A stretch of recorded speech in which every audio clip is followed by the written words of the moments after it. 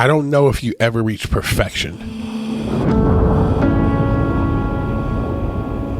Unity is form and mission. Unity is not formed for the sake of unity. And we think it's just, hey, let's all be together for the sake of being together. Like, no, we're together because we're going somewhere. That's why you can see people, in sports teams who come from all different walks of life can get along. Because why? Because they're going somewhere together. I have a responsibility in the organization I'm building to empower people. Whoever God brings my way, that's who I'm going to empower. Well, hello, everyone. Welcome back to another episode of the New Rules podcast. If you're new here, this podcast exists to equip individuals to write new rules through unlocking authenticity, because we believe that is key to human flourishing. If you like this podcast, or better yet, if you don't like the podcast, leave us a review. Click the links in the episode description to follow us on all of our other platforms and keep up to date. We would also love to answer your questions. Better yet, Adrian would love to answer your questions. So just send us a DM, leave us a comment on any of our platforms, and we'd be happy to answer those for you. Session prep mode. Yes, we do have a lot of work going. And I am just your very... not even really a co-host, kind of just the, fifth on the podcast guy down the line. What? Adrian, and excuse me for my voice. I am sick right now, but hey, you got to play when you're hurt and injured. So I'm on this podcast today. So Breezy, what's been happening? How are you? I've been doing well. How are you doing? You just got back from Miami. I did get back from Miami, Mr. 305, down there doing the radio for Florida State men's basketball, as we like to now call it, Leon County South, as we have won now the last 5 times. So, Florida State basketball. I like us. Can you tell us about the photo you posted on your story? Oh, yeah. Shout out to our old friend. Our old friend, Matthew Cleveland. No, in all fun, Matthew Cleveland posted on my Instagram story. Matthew Cleveland's a former player here at Florida State, and in the era of NIL, decided to go to Miami. He was able to get, felt like it was a better opportunity for him. Was able to get some money as well for it. And listen, I will never fault a young man or a young woman from taking their talents and making the most they can for it. So in fun, it was a picture from last year. We beat Miami on the last second shot, and he made the shot, and he did the upside down U. And so, so if you're not familiar with that, that's kind of that's our disrespect sign to the University of Miami, big rival Florida State. And so it was a picture of him, his Florida State uniform, doing the upside down U. Because now he plays for Miami, and he's really good, but didn't play great last night, and we won down there in Coral Gables. So, a little bit of fun, and I tell people there's still deep level of petty inside of me. And so, you know what? Because I would expect him, if he did well, maybe he would have posted that. You know what I'm saying? So nothing but respect. A really good player. But yeah, man, hey, Florida State won, loyal to the soil. I'm a Seminole for life, so that's how we are. That's funny. Yeah, even though you walk around our house sometimes with a Miami shirt on, that's a wild behavior right there. So it's a keepsake. Yeah, it's a keepsake. Got it. Okay, cool. The fact that I let that happen is wild. Okay. I know, and I feel like for the first few years or so, because I started out as Adrian's family nanny, so I've been living house for a while, and so in the beginning, everyone was like, Bree, Bree, Bree. And now sometimes I'll put on, man, I wonder if anybody's going to say anything. And for the past year or so. Well, we just got used to your trainer behavior. So. Oh my gosh. we just realized there's an enemy in the house. There's a spy inside. We realized you're the ops. So we just have come to live with the ops. So it's all good. Anyway, that being said, Bree, what we got today? Today, in honor of Black History Month, starting in February. Yeah, we go. February. Again, I'm thankful we have Black History Month, but man, we're 28 days. February. Ain't nothing popping in February. Let Black people get June, July, August. It's cold. That's what I'm saying, man. You know what I'm saying? Let us have cookouts, something like that. You know what I'm saying? No, we got February. Black History Month inside. Yeah. It's like, y'all stay inside. Have fun. We can't even be outside. We're inside. Okay. So today we're going to talk about the important role that diversity plays when you are an authentic leader. Yep. This is a topic that we could talk about for forever. Yep. So this one's just kind of going to be an overview of the aspects of the topic that we want to talk about today, but there will definitely be, I imagine, a million more related to this topic. 100%. To start us off, you've been reading MLK's newest biography, and you've been raving about it. I feel like you've learned so many different things, whether that's just cool stuff about him, interesting stuff about him, or just exciting things. So can you share a little bit about it? Yeah, recent biography called King the Life, and I think it's Michael Egg or something like that. I think that's his Jonathan Egg. I can't remember. It's EIG is his last name. And I thought he did a fascinating job. It's first biography in the last 40 years, which sounds crazy. But they've recently released some of the FBI wiretaps that they had on him. So he was able to use some of that information. All the stuff will be released in 2027. Oh, you were just getting into that. You can access some, but all of it will be accessed in 2027. And so he was able to listen to those things. So, but what he did a great job of, I thought, was that he gave the raw and uncut. You know, the authentic leader was this. There was that Martin Luther King was a man who made a huge impact on our nation, but he also was a man who had a very complex, like leadership in history. You know what I mean? Like the idea that it's very widely known that he was in his marriage, very unfaithful. As well, you know, dealt with depression at a very high level. As well, man, one of the things that even the author said, I don't know where he stands in faith. He said, you should have figured out when his name was Reverend Martin Luther King. But he's like, but studying this, I was floored by how everything he did was moved by his faith. And so just seeing that and looking at that part of how really he was what I like to call an innovative reconciler. I mean, his faith is what moved him to make the impact into culture. His faith was active. As well, what you get to see with him is the dynamics of trying to lead. And he was, you know, you get to see, you know, I love studying biographies because it's what made these people great. What was their weaknesses? And what's interesting is that I learned that he didn't like conflict, which would seem, you know, you're like, that was his life, was conflict, but he didn't like conflict, which sometimes he struggled with in his leadership. He struggled with the organization he was leading because at times he wouldn't face hard things. He wouldn't let people go when he needed to. He wouldn't make tough decisions when he needed to because he didn't like conflict. And I think some of that probably had to be and I know I've wrestled with this, is that when you're constantly in a state of internally conflicted, you're constantly having to deal with this conflict because of your call, what he was supposed to do, dealing with civil rights, dealing with Jim Crow, he's going to have conflict. So when you had a choice to choose conflict or not, I was like, no, your boy's good. Like, I'm going to try to hold off on this conflict. So it was a lot. And I heard, I think it was one rapper say at this time, he says, God takes crooked things to make straight lines. And that's what you get to see. You know, he wasn't a perfect, and I love that they didn't make him perfect. We've sanitized him throughout history. You know, even the bad stuff he did, we've sanitized him.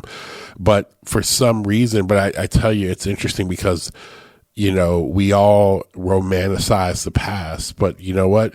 And even sometimes we have a blind view of ourselves. We can even romanticize ourselves and think I wouldn't have done this. I wouldn't have done this. But if you actually were to look at your life right now, you'd be like, oh man, there's things I do that when people look back on, if they knew the whole story, they would maybe say, oh, he wasn't, or she wasn't all of what I thought. And I think that that's the beauty of, I think, watching somebody grow and still be you. So it was really interesting to read. What was the craziest story? And then, so craziest, and then also the most inspiring. Craziest story is him starting to work on I Have a Dream at 11 o'clock the night before. Oh, that's so you. Dude, that's wild. Like, I was like this. My dog was working on it. Now, what it was he had a compilation of a lot of different people who would help him, and then, you know, but he kind of, and that, it was like his greatest hits. It was like a lot of speeches he did, he kind of like combined them, but he did, but, you know, and then the whole part of when he got to I Have a Dream, what you learn is that there was a thought that Mahalia Jackson, the famous gospel singer, she had heard him speak before, and the kind of the tale was that, hey, she said, Martin, tell him about the dream, and then he went into that. But actually, what the author got a chance to listen to was the actual recording that the record company Motown, they have the original recording, so he got to listen with great audio, and it wasn't her saying that. He had his kind of speech on his paper, And then all of a sudden, he kind of folded it, and he started going into it before she ever said it. He went off script. It was just a moment. And then that's when as he started going into it, then she was like, tell him about the dream. But it was already, he was going there. And that was all just flowing in that moment, right? And I do believe that was one of those God moments where God really used the man to speak something to the soul of a nation. There was another one where the other fascinating thing was the worker strike, sanitation worker strike in Memphis the night before he died.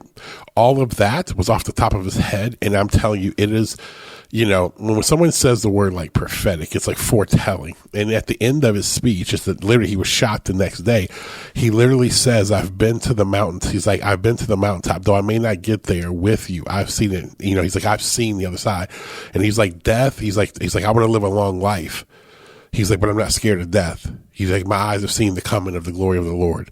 Mm-hmm. And all of this was like off the top of his head. And you're just like watching a man tapped into a gift he had, but I also think something divine was something really, really powerful.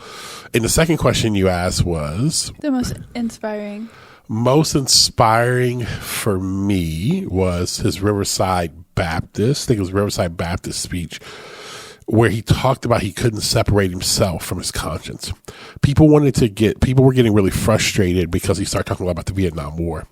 But again, his faith really drove him. And so he's like, man, as a Christian being for war, he's like, man, he was a pacifist.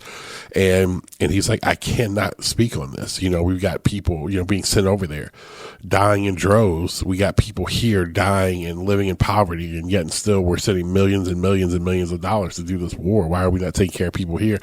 And his willingness, even though, and I believe that was the ultimate thing that got him killed, it wasn't just so much the Jim Crow. It wasn't so much the civil rights stuff. I think when he started talking about war and he started talking about poor people, giving empowerment. See, that's the part of Martin Luther King we don't talk about, is how he was so much for man, not the idea of socialism, but the idea of empowerment. How are we helping people have a step up? And he would lay it out, after World War II, I believe, or after the Great Depression there was ideas where farmers they were able to get loans and things that they were able to do at a very low rate to stimulate the economy. And that's all he was saying. How are we helping this? And when he started talking, it was really called the Poor People's Movement. And they were saying the Poor People's Movement is going to be a march. It was going to be larger than the March on Washington. And so I was just inspired by the fact that he would not, even though it would have been to even people in his camp, better for him just to keep talking about civil rights. He couldn't separate his conscience from actually who he was.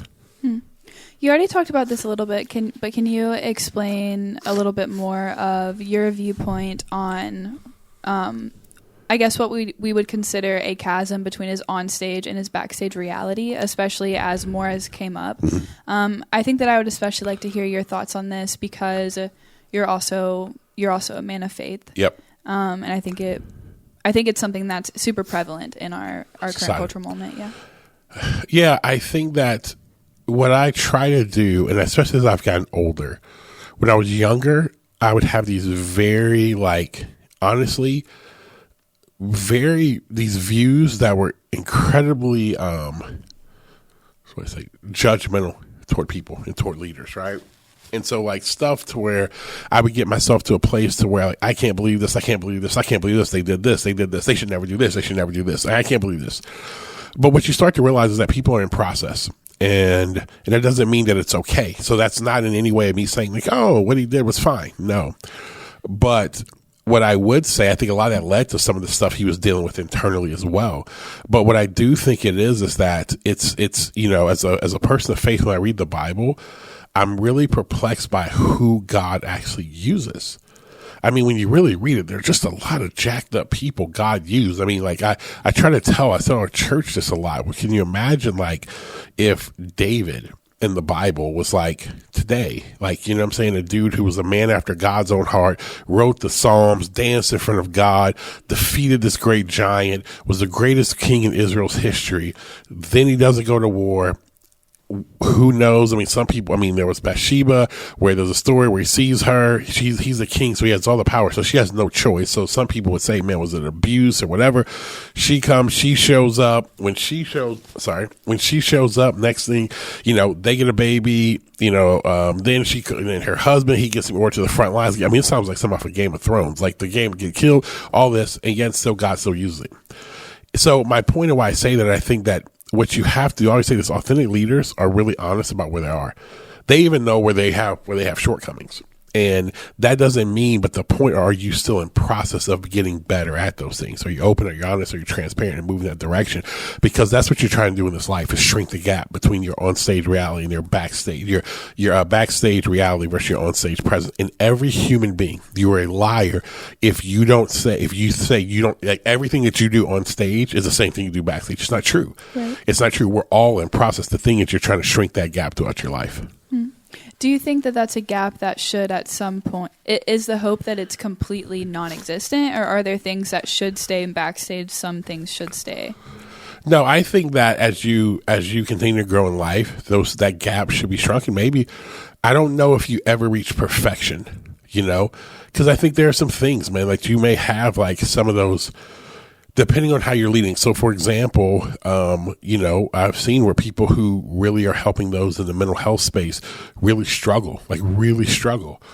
But sometimes, man, they're keeping that within. Maybe they're verbalizing it to some other people. And when we say like on stage, backstage, that's not like, that's the fact that, are you communicating with anyone? You know what I'm saying? Sometimes your on stage reality is like what people see, you're not. There's things that, man, I can wrestle with as a leader that I'm not going to share with majority of people. There may be a few people who get to know all of that. You know what I'm saying? And I think that that's where what you have to do, though, is have to be willing to be open, be honest, be transparent. And also you have to use wisdom of what you share, what you don't share, because some of it can be very harmful for people too. It's like certain things I don't share with my children. Why? Because that could be hard. They can't handle that. That's not fair for them to have to carry that at certain ages. Now, as they get older, they start to learn a little bit more. But when they were younger, like, it wasn't a good thing for me to share with my kids. Like, hey, your dad's dealing with depression, and think about like what would they do with that? Or sometimes my wife used to always tell me, I appreciate this so much about Wendy. She'd say, I don't care what you're struggling as long as you're talking to somebody. It doesn't have to be me. Because sometimes it wouldn't be kind for me to talk to Wendy when she's going through a ton, and then me maybe struggling with some of the mental health things I was struggling with, to then say, hey, I'm really struggling with this, thinking about this. And, I'm thinking about ending my life, and she's over here carrying all this and worry about that. Then to add that to her plate in certain seasons of her life wasn't kind. And so it wasn't that if she ever asked me, I never lied to my wife. But what it was, though, was also me making sure that like I was being kind. And so I think that's, if that makes sense, that's kind of think how you have to walk it out. Yeah. So you've led quite a few different organizations, and you've led them in such a way that a healthy unity is still valued, even during super intense cultural and political times. Can you talk a little bit about how you've done that? Yeah, I think what you have to do in those moments is that you have to make the main things the main things. I think what we've done in our world today, and why we don't walk in unity, we make minors majors. Instead of, we always have the majors. And I think the majors matter. And I think a lot of times that unity is formed in mission. Unity is not formed for the sake of unity. I think that's been one of the biggest discrepancies and one of the biggest issues in our current conversation, whether if it's around DEI, if it's around, race in America, all that, is that we think it's just, hey, let's all be together for the sake of being together. Like, no, we're together because we're going somewhere. That's why you can see people, in sports teams who come from all different walks of life can get along. Because why? Because they're going somewhere together. And so I think one of the biggest things I've tried to do as a leader is make the majors the majors, and normally we're on mission somewhere. What has been the cost for you? Yep.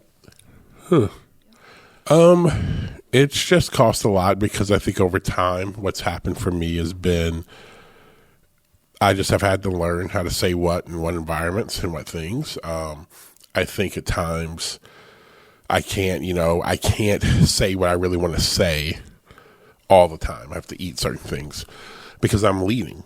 And so I think that part's been hard. I think with the George Floyd situation, it was hard because we weren't allowed to mourn. Like, it was just hard to watch. And it was just kind of like people just wanted Black people to move on. And that was hard for me because I was like, man, like, I just watched somebody die. I felt like, yeah, we've come a long way. You can hold two truths. We've come a long way, but yet still, there's still people dying at the hands of those in power. And I thought that part was really, really hard. I also thought that where the country was swinging, it was hard for me as well because I knew it would be hijacked.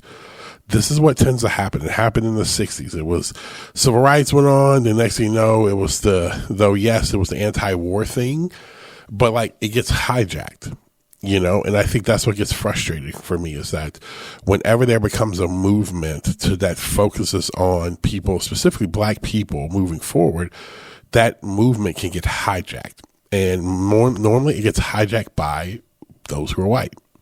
So some people got pissed off at me because, and I still believe it, those people who stormed the Capitol on January 6th and far left white progressives are the same to me.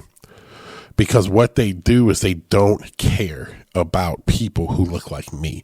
They care about whatever their agenda is and they want to use that to do whatever.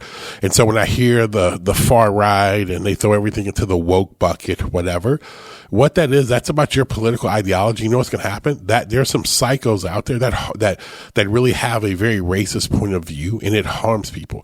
We get thrown in a woke bucket to where we can't even answer. We have presidential candidates who can't clearly say because they're worried about how they're going to be viewed by their constituents to say that America at one point in time was a racist nation. You have to be an effing moron to say that America that you're saying it wasn't a racist nation. You enslave people based off of their skin color. I don't know what else you could talk about racism being, but because we now have thrown everything into this woke bucket, we have people who won't face reality and what that does. And then on the other side of it, you have now people who will take all other types of issues in America. You will take issues on gender. You will take issues, on immigration or whatever, and then you'll throw it in the bucket of talking about the idea when people were talking about police brutality. You start throwing all that into this bucket, and you're like, no. Can we just deal with an issue? Can we have this issue, deal with this issue, and work on changing this issue? And then also and then the other part that broke my heart during that time is then again, you know, that's why we do a lot of the work we do differently is that people around DEI, they turn into this like gold rush to go make money. And then on top of that, you had organizations who were just afraid that they just started just throwing money everywhere and it just ends up being a disaster. And so I actually think that I felt so much where it was going to go. So it just was like dealing in the moment, dealing with the future, but then also knowing I was supposed to participate. It was just such a conflicting, hard thing for me. Mm-hmm. On the idea of systemic racism, what role do you think that plays in all of our lives today, especially as a leader? And as a leader, what is the responsibility that you hold to fight against that? Yeah, I think, listen, for people to not think that you can have racism within systems, you don't think you can do that is crazy. Because if it's the people who sit at the top who have the power to create systems that help them stay in power. So that's how this works. I think that we have a responsibility, and I think leader has a responsibility to, one, where there are those things going on, is to unravel that. Two, is to make sure you're not building that. Because here's the truth about it, is that for me personally, I am the most powerful person within the organizations I lead, right? But I could say I'm only going to empower people who look like me. Now, if I did that, in my opinion, I wouldn't be any better than the people who did the same thing, where they only empowered people who looked like them simply because of how they looked. And they said they didn't trust those people. I would be doing the exact same thing. I have a responsibility in the organization I'm building to empower people. So I always say, whoever God brings my way, that's who I'm going to empower. So you know what? there's you, this 24-year-old white woman. There's somebody like Cody, I'm saying, is a white man. JT, who I don't know, JT looks white, but he's Hispanic. JT Escobar, but he's the most white Hispanic you've ever seen in your life. You know what I'm saying? And then I've got others who I lead who look like me, who I empower. So I think that we have a responsibility to unravel it, but we also have a responsibility not to create it in different ways and different manners. Especially being located in America, what do you think that it looks like to kind of consistently exist in a system where that's happening? Like, how do you stay in something where something wrong is occurring and at the same time you're fighting to change it? In that last speech of Martin Luther King that he spoke about at the sanitation workers strike in Memphis, he goes on this thing where he starts talking about if God Almighty, and I'm paraphrasing this, would drop him back and take him through human history, and he could be born at any point in time, blah, blah, blah. And ultimately, he walks through history, and it was brilliant how he was able to do it. It was brilliant how he was able to walk through it. But what ended up happening, though, was that he said this. He was like, but if the Almighty brought me to this point in time, or even took me to the future, he would want to be born for where he was at, because that was the time he was born for. I think what I've come to realize is that this time, this moment is what I was born for. And so as long as I'm here, my responsibility is to make it better. And so that's kind of how I have to view it, because I can't view it any other way. If not, it'll drive me absolutely insane if I don't. Because again, I think at any point in time, for whatever reason, this is the place and time where God has put me and has made me to be. And so since he's put me here, then my responsibility during this time, during this place, is to make it better. So that's how I survive, because I realize I have a responsibility to help build diverse worlds. I believe the best worlds are those that actually where people can bring themselves fully. And then they're fully secure in who they are. And in that, they're able to bring there. So no matter if you're a natural haired black woman who votes Democrat, or you're a white male who's over 50 who votes Republican, that they both have space to be able to come into the environments and be who they've been designed to be. And so I realize that is a responsibility of mine to do that. And for whatever reason, God has graced me the ability to bring people to a room to actually get along and to do that. Do you believe that that should be the case for most organizations? That they should be build diversity? Yeah, I actually believe that organizations should create space and room, and diversity is incredibly important. Listen, bottom line is that I think it's just good. The right thing is always right for business. Let's just start there. Forget the fact that it's been taken as this political football that people want to just run with and make it all about whatever. But it's just good for business to build diversity, because we're living in a continual global diverse world. Spending power among minorities is continuing to grow every year. And if you don't have products or things that are impacting them, you're going to be dead in the water.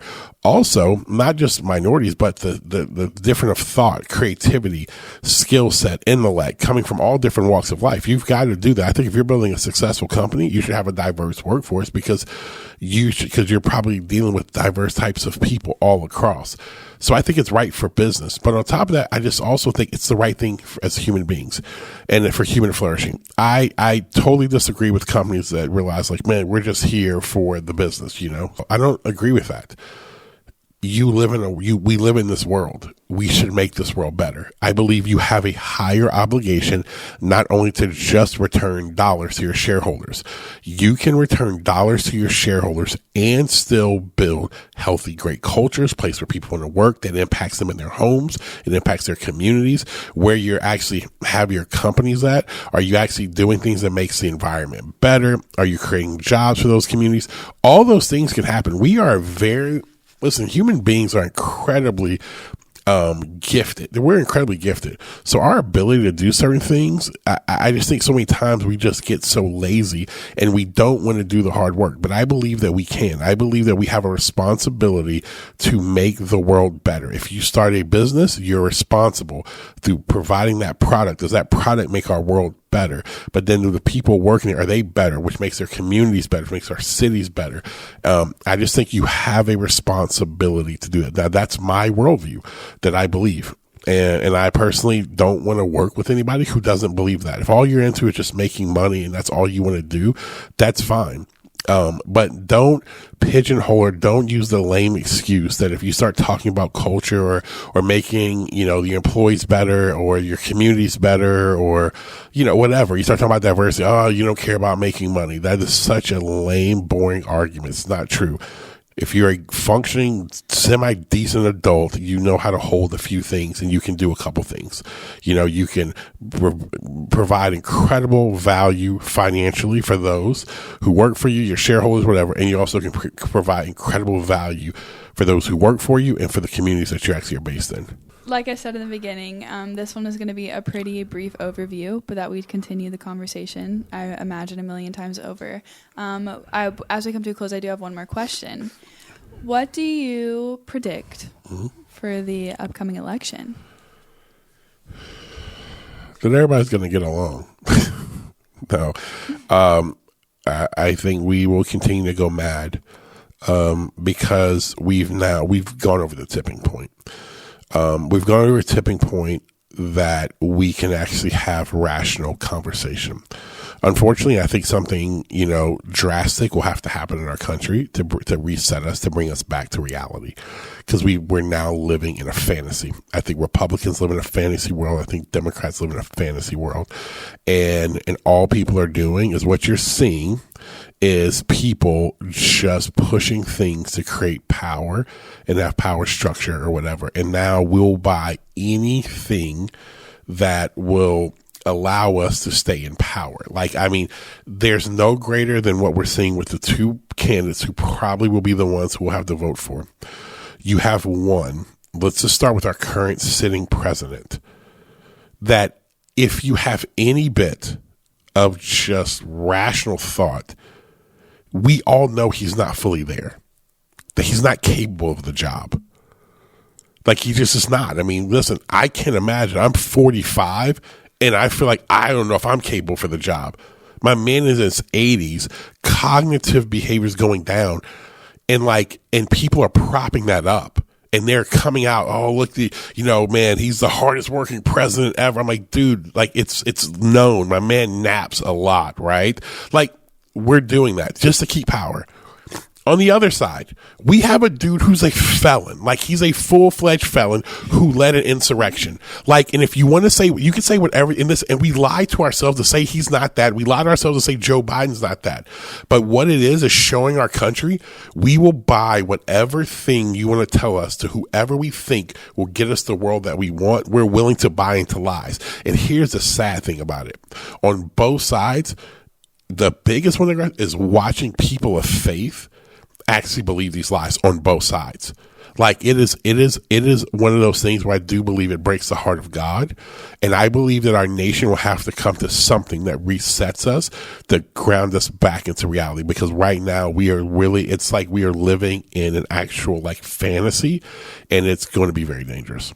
That's all I got. I know that's a hot take. I know some people, hey, listen, maybe it's because I'm hopped up on meds too because I'm sick. But I just think people, we're nuts. It's an insane thing. I've been sitting there listening to this, and I took a step back, honestly, this past week. And I just was trying to rationally think, because as we're recording this, the Iowa caucus just happened. And I'm trying to think how people, even these guys who come out and say they're so different, I think Vivek Ramaswamy, I'm so different. But all of a sudden now, it's he goes from one thing to the next thing to the next thing to do what? To kind of get in where he fits in. We got Nikki Haley, who I have no idea where she stands on anything, because she comes out against January 6th, Donald Trump. Then it's oh, he's my friend, I got to do it. And then all of a sudden now she's trying to play herself. So she's not going to win, so to be his vice president. Ron DeSantis has turned to freaking Mickey Mouse, to where it's he's a caricature. It's at first he was this, then he's oh, I'm woke, I'm anti-woke, and all this. And then we haven't heard any anti-woke anything from him at all, because why? It doesn't play well. On the other side, you're listening to Democrats talk, and you're just you're just watching them from them talk about President Biden to Kamala Harris to them. I could go on and on about that side and what they're trying to do and why he needs to stay in power and who needs to be here. And it's just insane that we've gone here, because here's why. whoever we think can get us to whatever place, paradise we think, that's who we're going to believe. We'll let them lie to us. That is the sad thing about our country right now, is that a lot of people just believe lies. They don't take a step back to just evaluate it, and they believe lies. And let me tell you this: just because one side has told a lie about something, like, here's the thing: just because the liberal media, quote unquote liberal media, I think it was a hoax about the whole Russiagate thing with Donald Trump, does not mean that Donald Trump is not a liar. He's a freaking liar. It's been very obvious. Like, he's a liar. Like, just because, so it's like, oh, well, they did this. You're right. And on the other side, just because everything gets thrown into this woke, I mean, I could go on the, it's just, and again, I'm going to shut up before something really, I say something crazy, but like, at the end of the day, it's like, we all have to take a step back, and we all have to be, and again, sometimes to get yourself out of a situation, something has to shake you up a little bit. That's all I got today. Hey, until next time, keep writing new rules.